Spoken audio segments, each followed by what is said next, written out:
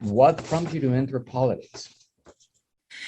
It's something that really happened organically. It wasn't something that I ever decided. I never had a family member. I never had somebody that was ever really into politics.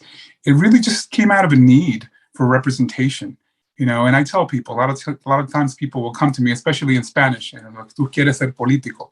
You want to be a politician, and I said, I don't want to be a politician. I want to be a representative. That's what I've been, for all of these years. So you have to understand that my family came to Montgomery County in 1989. My parents were immigrants from El Salvador. We grew up in DC, and I grew up in DC, and they moved to Montgomery County because there was an opportunity to open a business at a much cheaper rent, cheaper rate for the leases. And that's how we ended up in Wheaton. We became the first Salvadoran restaurant in Montgomery County. But we were the first there. Eventually, there was other people that started asking for help, from my parents, from myself. I filled out a lot of the documentation for my family. So what ended up happening is we had people that didn't have any guidance. It's not like now, we have the Hispanic Chamber of Commerce, we have LEDC, we have all these organizations that help these immigrant, owners start their business and help them through the process. That didn't exist.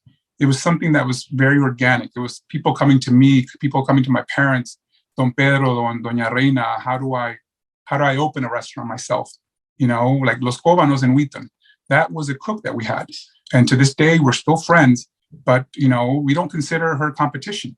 It was something where, she asked for help. She opened up her own place and she's been successful for over 20 years there. So that's where like my background comes from. But eventually what ended up happening is I was invited by different folks from the county to these committees. So the Wheaton Urban District Advisory Committee, the Wheaton Redevelopment Advisory Committee, the Wheaton Kensington Chamber of Commerce. And I started going to these meetings and I realized quickly that there was no representation for the true people that actually were on the ground in Wheaton. I would go to these meetings, there would be no Latinos, no Asians, and the majority of Wheaton at that time was Latino or Asian, when it comes to businesses. So that was the start of my journey. Eventually, I ended up asking, how can I be on this board? And that's how we ended up, talking to Ike Leggett and, and getting that appointment to the Wheaton Redevelopment Advisory Committee.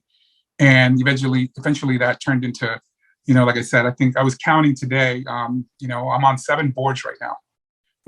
And that's because there's other boards that I've had to step down from in order to run. So I pick and choose my priorities. But if I feel like I'm making a difference in that board that I'm on, I will give my time and I'll give my effort if I know that what I'm doing is going to help my community. And my community is, obviously for me, is not just the Latino community, though that's near and dear to my heart, and the business, small business community, but the community in general. I mean, I've been in Wheaton 33 years. We moved to Aspen Hill when I was 12 years old. I used to ride my bike around Aspen Hill. So I know the area very, very well. You've seen the area grow. Yes, I've seen the growing pains, and I've seen the struggles and the challenges that we still have. There's a lot of challenges, but it's very specific. There's challenges that are very specific to Wheaton, and that's why for me, you ask why I want to be a politician is because I've been through it all. I've been through the growing pains. I've been through the struggles. I know what my community needs. And really, it wasn't so much a choice that I made. It's a choice that my community made for me. It was my community leaders telling me, Omar, we need you. We need you up there. And that's really where this has come from. It's really my community telling me, Omar, please, we need you. We need that representation. Almost like a grassroots effort. Yeah, exactly.